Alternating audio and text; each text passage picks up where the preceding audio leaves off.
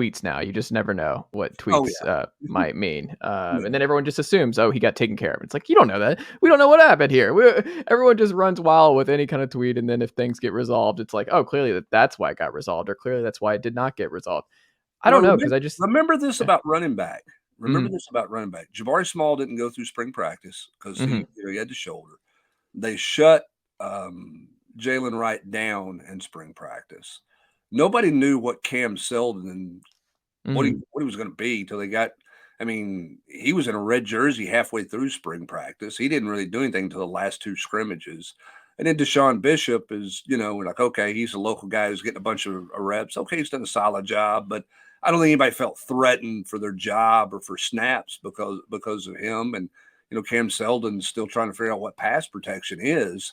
So I don't think any of those guys at the running back position felt threatened for opportunities. I mean, Dylan Sampson does like, hey, I'm the lead dog in spring practice here. I'm getting my chance to shine. So I don't think any of them felt like, all right, somebody's taking my job right now. And so I think that part of it is a little bit different as well. But you look about it. Here's the other thing too, is the SEC, and this is the interesting part of the transfer portal. The SEC rule that says if you're going to transfer from one SEC school to another, you got to be in the portal in February. Mhm. Well, that changes the whole narrative of spring practice because now you got a choice. Okay, let's look at Brock Vandagriff from Georgia, for example. Okay, he's sitting there and he's got a choice. Do I want to stay and compete for the job, knowing that if I don't win it, I can't go to another SEC school? Mhm. Or do I go to Auburn, which he could have gone to? Auburn would have taken him in a heartbeat in January. Do Mhm. I go to Auburn and then, as a Georgia kid at the age of 27, wonder what would have been if Mhm. I'd stayed? Really puts the athlete in a really precarious position if you want to stay in the South and play in the SEC.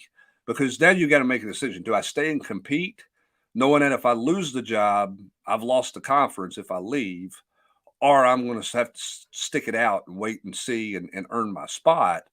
Or do I leave and go to greener pastures and wonder about what would have happened if I stayed at the school that I originally wanted to play for? That because of that league rule, and I'm not saying it's a bad rule because it saves cherry picking from one school to another in spring practice, but because of that rule, I think that slows some of the SEC transfer stuff down. That's why you haven't seen a ton of guys from the league, I don't think, go into the portal and after spring practices are over. There've been some, but there hasn't been a mass exodus in this conference.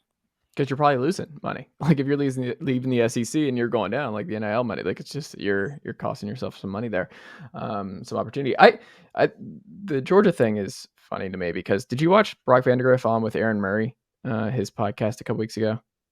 Yeah, I saw bits and pieces Yeah. of it.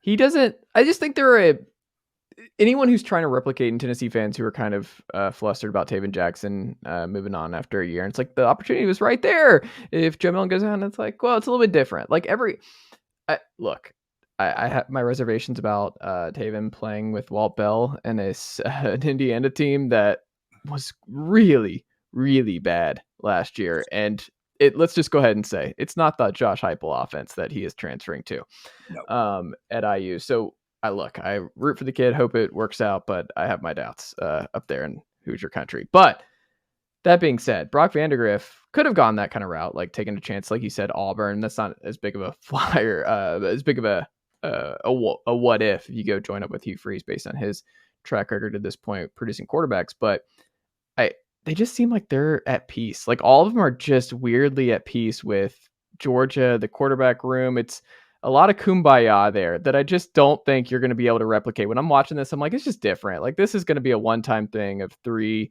uber talented guys just totally being fine with who's starting this time. It's like your turns now, and then it'll be my turn. Like Brock Vandagriff is just trying to fish with Mike Bobo for a weekend. Like that's what I got out of that, where he's good. He's in no rush. He's fine. He's when it happens, it happens. But that man is just as happy fishing and working and just working with some of the best in Athens, and he'll see Yeah, what happens. It's and just different.